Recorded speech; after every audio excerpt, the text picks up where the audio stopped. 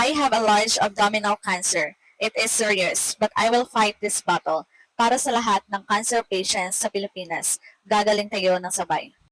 Doc Willie Ong ibinunyag ang sakit para sa awareness, hindi sa life insurance. Netizens condemn an ethical marketing tactic. Ibinahagi ni Dr. Willie Ong sa kanyang Facebook page noong Setyembre 15, 2024 ang kanyang pakikipaglaban sa isang 16 cm sarcoma upang mag-raise ng awareness tungkol sa cancer at sa kondisyon ng mga Pilipinong walang sapat na akses sa medikal na paggamot. Ayon kay Doc Willie, ang pangunahing layunin ng kanyang pagbabahagi ay upang ipakita ang hindi pagkakapantay-pantay sa healthcare system at magsulong ng mas maraming tulong para sa mga mahihirap na pasyente. Ngunit agad na ikinagalit ng netizens ang ilang life insurance agents na ginamit ang kanyang sitwasyon upang magbenta ng insurance products. Sa kanilang mga post, ipinakita nila ang personal na laban ni Doc Willie bilang halimbawa ng pangangailangan ng life insurance na tinawag ng marami na unethical at labag sa layunin ni Doc Willie na magbigay ng tunay na awareness.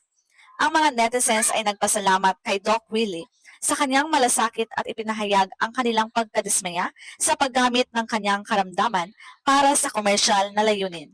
Marami ang nanawagan sa mga life insurance agents na respetuhin ang tunay na mensahe ni Doc Willie at huwag gamitin ang hirap ng iba para sa sariling kapakinabangan. Ayon sa kanyang latest video, ito ang kanyang sinabi. I think I got this pain from negative thoughts and negative emotions from all the hurts, from all the bashing I got from 2022 vice presidential campaign. I just ran for vice president. What did I do wrong? I did not do anything wrong. I love every one of you. Filipinos should be more caring, more honest. That's why we all have this hardship. Filipino love and cherish each other. The Philippines is so rich, but our countrymen are very poor. They do not have health care.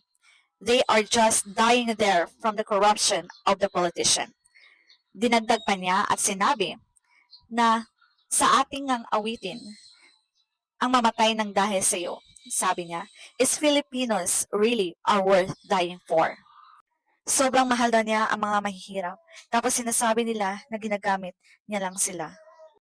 Sa naging post ni Doc Willie Ong ay naalarma ang lahat. Sabi dito, to all vloggers, media, and friends, I will allow everyone to use my cancer videos as they wish. This will bring more awareness. I wish to help all Filipinos with cancer and other serious illnesses. I consider myself very, very lucky because I have good medical care and loving relatives beside me.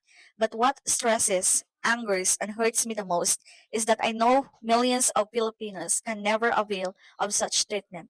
I cry for this injustice. If God will grant me a miraculous healing for my huge 16 centimeter sarcoma, I will spend the rest of my remaining days fighting and lobbying for our countrymen. Finally, even if you bash and hurt me, I will still help you. My love for all Filipinos is unconditional.